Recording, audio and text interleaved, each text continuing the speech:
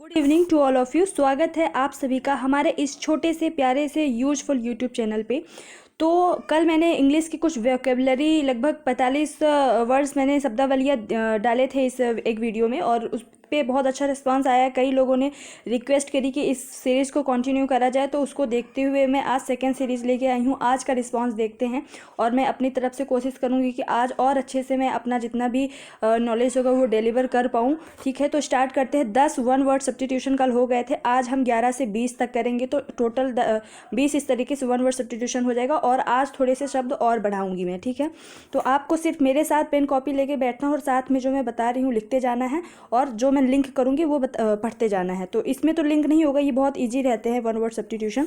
तो a shorten form of a word और phrase, ये हमने पढ़ लिया था। ये क्या होता है? एब्रीविएशन। किसी शब्द का या फिर किसी फ्रेज का शॉर्ट फॉर्म क्या होता है? एब्रीविएशन कहलाता है। एक मिनट में जूम कर देती हूँ।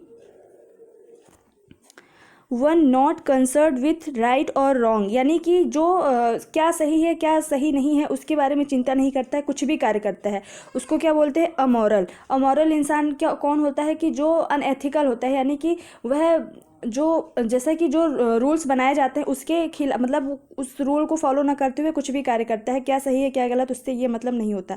तो one not concern with right और रॉन्ग, उसको एक शब्द में क्या बोलेंगे? अमोरल बोलेंगे।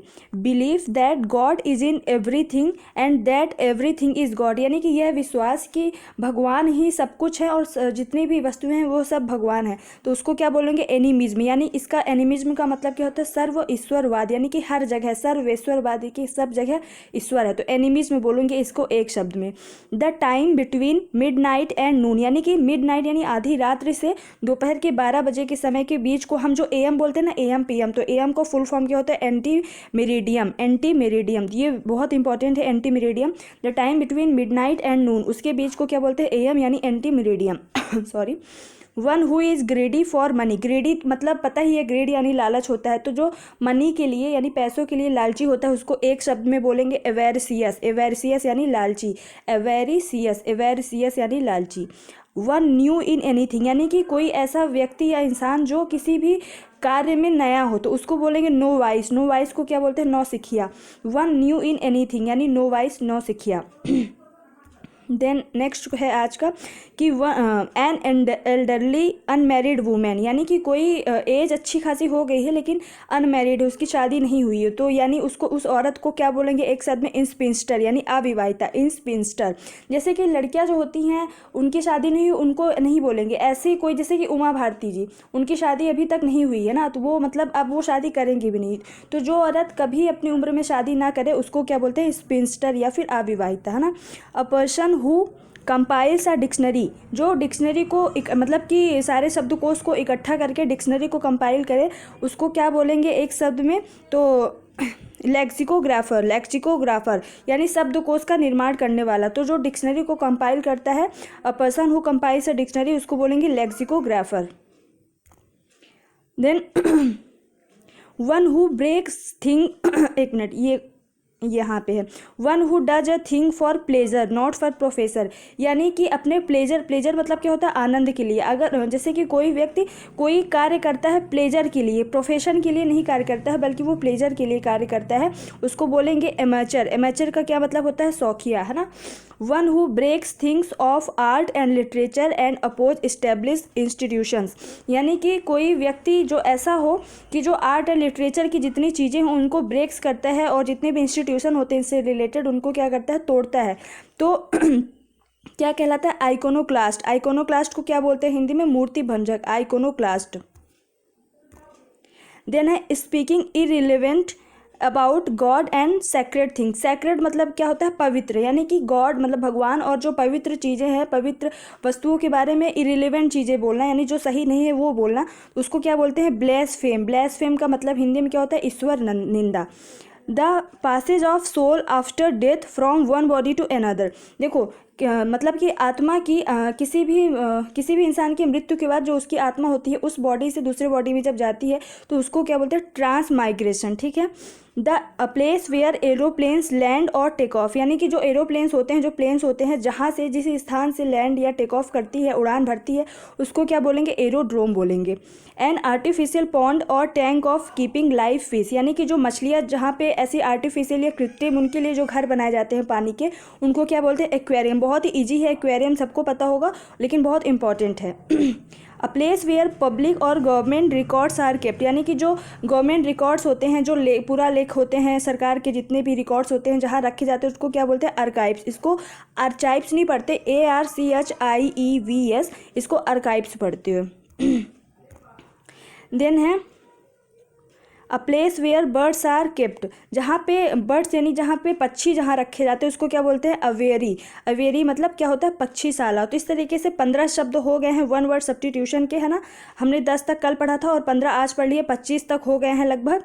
और अब नेक्स्ट चलते हैं एंटोनिम्स एंड सिनोनिम्स पे। सो हमने कल 10 एंटोनिम्स, कल 10 सिनोनिम्स पढ़ लिए थे।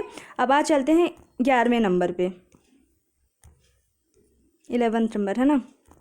तो देखो, अबंडेंस, ये अबेंडन था और ये अबंडेंस है। अबंडेंस मतलब क्या होता है? अधिकता। अब इसको हम रटेंगे कैसे, यानी याद कैसे करेंगे, लिंक कैसे करेंगे? बन, बन पता हो ना, जो बन मक्खन जो खाते हैं, बन जो ब्रेड की, मतलब ब्रेड की रोटी टाइप मोटी सी होती है, उसको बोलते हैं बन। और डांस, डांस को अलग करो, बन को अलग करो। तो बन, अगर किसी इंसान को बन बहुत ज़्यादा मिल गया, लाइक किसी को डिस्ट्रीब्यूट हो रहा है बन बहुत सारे लोगों में, लेकिन एक किसी को बन 4-5 मिल गए, है ना, तो वो क्या करेगा? डांस करेगा। क्यों? क्योंकि उसको अधिकता, मतलब कि बन की अधिकता होगी, उसके पास बहुत सारे बन है, तो उसको जब भी भूख लगेगी खा सकता है। तो अबंडेंस, अबंडेंस यानी क्या होता है? अधिकता। इसके जो सिनोनिम्स हैं, रिच, वेल्थ, वेल्थ यानी सबको पता होगा धन संपत्ति, रिचेस तो पता ही है धनी, एफ्लुएंस, बाउंटीफुल, बाउंटीफुल यानी क्या होता है? कि अधिकता। बाउंटीफुल को हम, बाउंटी को हम रिलेट करेंगे बाल्टी, बाल्टी भर के है भैया, बाल्टी फुल है, तो यानी अधिकता। बाउंटीफुल, बाल्टीफुल, है ना, ऐसे रिलेट करेंगे। कोपियसनेस, कोपियस मीन्स भी होती है अधिकता। और इसका एंटोनिम्स हो जाएगा लैक, लैक यानी कमी, सबको पता है। वांट यानी अभी, वांट यानी क्या होता है? चाहिए, तो अभी चाहिए यानी कमी है, तभी तो चाहिए। नीड, अभी ज़रूरत है। पॉवर्टी, गरीबी, सबको पता है। पॉसिटी, पॉसिटी यानी कमी होती है, इंपॉर्टेंट वर्ड है पॉसिटी, PAUCITY, पॉसिटी। पाव भर रोटी की भी सिटी में कमी होती है, सिटी में पाव भर रोटी की भी कमी होती है, तो पॉसिटी यानी कमी। डर्थ यानी कि DEARTS, डर्थ यानी भी क्या होता है? कमी होता है। इस तरीके से आई होप कि आप लोगों को ये रट गया होगा। फिर एबिस्मल, एबिस्मल यानी क्या होता है? अथाह, यानी बहुत ज़्यादा, पूर्ण रूप से कंप्लीट है, एबिस्मल। तो इसको सिनोनिम्स क्या होगा? थॉरो, थारो यानी कंप्लीट होता है, थ्रो नहीं है, ये थॉरो है। कंप्लीट, कंप्लीट तो है ही। एंडलेस यानी कि जो अथाह हो, जिसका एंड नहीं हो सकता है। बाउंडलेस, जो बंधा नहीं है भैया, असीम मात्रा में है। इमिजरेबल, मिजरेबल यानी क्या होता है? कि जिसे हम माप सकते हैं, जिसका हम मेजर कर सकते हैं। इमिजरेबल, जिसको हम माप नहीं सकते, यानी बहुत बड़ी मात्रा में, तो हम इसको माप नहीं सकते। इनकैलकुलेबल यानी हम कैलकुलेट नहीं कर सकते उस चीज़ को, है ना। तो ये सिनोनिम्स हो गए एबिस्मल का। और इसका एंटोनिम्स हो जाएगा इनकम्प्लीट, जो कंप्लीट नहीं है यानी आधा अधूरा है। सुपरफिशियल, सुपरफिशियल यानी छिछला, ऊपर ऊपरी सतह पर। लिमिटेड यानी कमी। तो ये इसके एंटोनिम्स हो गए, इसके एबिस्मल के। देन नेक्स्ट वर्ड है एसिड। एसिड यानी क्या होता है? स्वीकार करना। देखो एक्सेप्ट हम लोग पढ़ते हैं ना, एक्सेप्ट, एक मिनट, ACCEPT, एक्सेप्ट यानी क्या होता है? स्वीकार करना। तो ACCE, यहाँ तक तो स्पेलिंग सेम है, एसिड, तो आपको याद रखना है एक्सेप्ट और एसिड क्या होता है? स्वीकार करना। देखो एज सेंट, एज सेंट, है ना, ASSENT, एज सेंट। एज यानी जैसे ही सेंड किया, क्या हुआ? स्वीकार हो गया। जैसे होता है ना कि फेसबुक पे किसी ने रिक्वेस्ट भेजा, जैसे ही मैंने सेंड किया, स्वीकार हो गया। एज सेंट यानी स्वीकार करना या फिर सहमत होना। कंसीड मीन्स, एसिड और कंसीड सेम सेम है, तो क्या होगा? दोनों के मतलब सेम होंगे। अब याद रखो, एक्सेप्ट मैंने बता ही दिया। अप्रूवल, अप्रूव होता है ना कोई चीज़ की, मेरा ये काम अप्रूव हो गया, तो अप्रूवल मीन्स भी स्वीकार होना। अलाउ, किसी चीज़ को अलाउ करना। एग्री, सहमत होना, सबको पता है। परमिट, ग्रैंड पता है। कॉन्सेंट, एज सेंट और कॉन्सेंट ये मिलते हुए हैं, सेंट SENT और सेंट NCNT, तो ये याद रखना है। एज सेंट, कॉन्सेंट, ये सब आपस में क्या है? सिनोनिम्स है। देन एंटोनिम्स इसके क्या हो जाएंगे? रिफ्यूज, रिफ्यूज यानी क्या होता है? मना कर देना। रिजेक्ट, रिजेक्ट पता ही है। डिसएग्री यानी कि हम एग्री नहीं कर रहे हैं। डिनाई, डिनाई यानी क्या? मना कर देना। फिर ये है रिफ्यूट, रिफ्यूज और रिफ्यूट सेम है, सिनोनिम्स है। रिफ्यूज यानी मना करना। डिसअलाउ यानी कि अलाउ नहीं करना। अपोज यानी कि किसी का विरोध करना। और ये क्या है? एक मिनट, डिस्क्लेम, डिस्क्लेम मीन्स कि मना करना, किसी चीज़ को स्वीकार ना करना। फिर है नेक्स्ट वर्ड है अक्लेम। अक्लेम मीन्स जय जयकार करना, अक्लेम जय जयकार। देखो क्लेम करेंगे, अगर किसी को कहते हैं ना कि हमने क्लेम किया उसके ऊपर, तो उसका अपोजिट करो अक्लेम, यानी कि हम उसकी प्रशंसा कर रहे हैं, जय जयकार कर रहे हैं। अक्लेम, अक्लेम यानी जय जयकार करना। तो उसका सिनोनिम्स क्या होगा? अपलॉड। अपलॉड यानी क्या होता है? प्रशंसा। कि अगर कोई सामने नेता है और हम लॉर्ड को मैं लाउड से बोल रही हूँ, बहुत लाउडली बोल रहा है, जैसे मोदी जी हैं तो बहुत ही लाउडली बोलते हैं, अपने बातों पे स्पष्ट रहते हैं, तो हम उनको अपलॉड करेंगे, प्रशंसा करेंगे। तो अपलॉड इस तरीके से मैं लिंक करने के लिए बता रही हूँ, ऐसा कुछ नहीं है। और प्रेज, प्रेज यानी भी प्रशंसा होता है। अप्रूव, अप्रूव भी प्रशंसा, मतलब कि अप्रूव करो किसी चीज़ को, सपोर्ट करो या फिर स्वीकार करो। ऑनर, और ये क्या है, एक मिनट, कमेंड। कमेंड मीन्स भी प्रशंसा होता है। कमेंड, कमेंड यानी क्या होता है? प्रशंसा। ठीक है, कमेंड करना क्या होता है? प्रशंसा। देखो कमेंड को हम कैसे, कमेंड, कमेंट नहीं है, सिर्फ यहाँ पे अगर डी हटा के टी लिख दे तो क्या हो जाएगा? कमेंट। तो कोई अगर कमेंट करेगा किसी को तो किस चीज़ के लिए करेगा? लिंक करने के लिए ही बता रही हूँ कि प्रशंसा करने के लिए। तो कमेंड यानी प्रशंसा करना। ठीक है, इसका एंटोनिम्स हो जाएगा डिसअप्रूव, रिजेक्ट, कंडेम।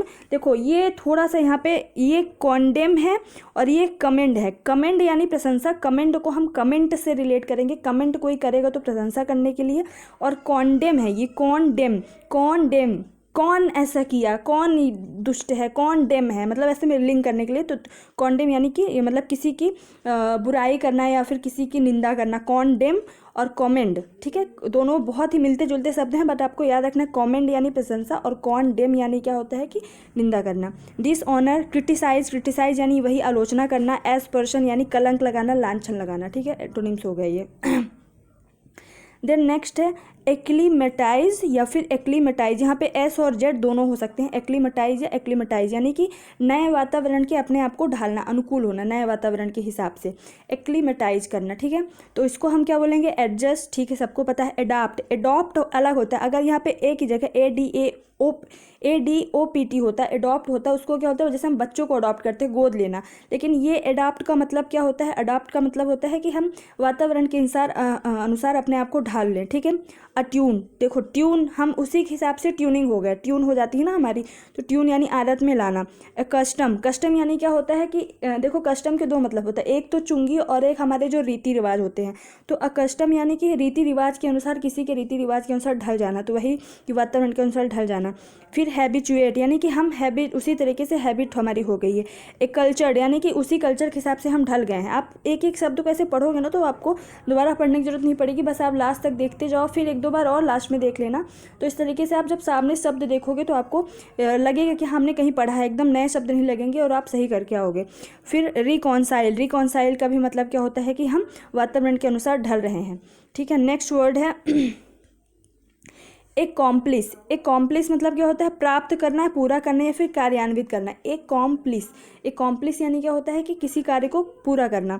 और इसका एक शब्द, इसी का जो सिनोनिम्स है ये बहुत important, execute, execute, execute, execute यानी पूरा करना। एकॉम्प्लिस मीन्स भी पूरा करना होता है। रियलाइज, कंप्लीट, ठीक है। अचीव यानी कि हमने पा लिया है, कोई काम कर लिया है। कॉन्ज्यूमेट, अटेन, अटेन भी इंपॉर्टेंट वर्ड है, अटेन कर लिया है यानी हमने पूरा कर लिया है। डन, डन तो सबको पता होगा।